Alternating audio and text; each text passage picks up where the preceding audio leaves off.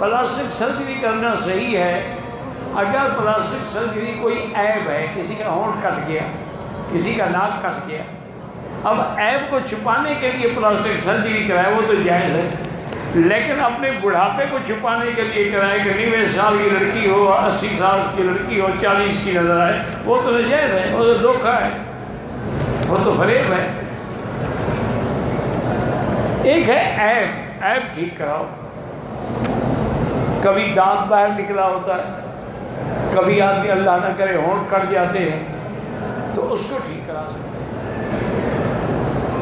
کہتے جی کہ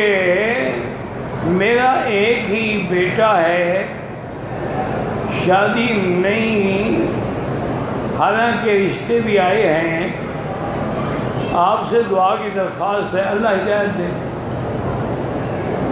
ہمیں ملتی نہیں، وہ شادی نہیں کرتا،